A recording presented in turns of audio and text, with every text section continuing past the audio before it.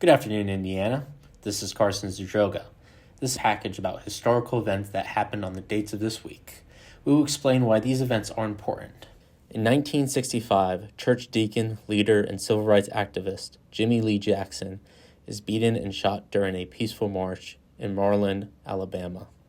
Jackson and 500 protesters were marching to Perry County Jail, where a civil rights activist was being held.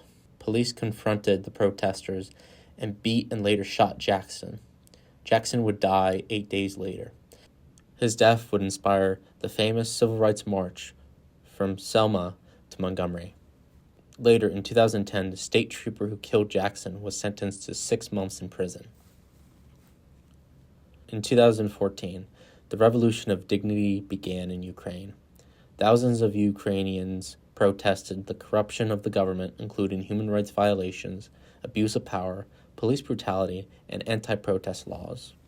The protesters sought to remove the Ukrainian president and return to the 2004 amendments to the Constitution of Ukraine. The revolution caused the creation of a new government, and pro-Russian protests increased.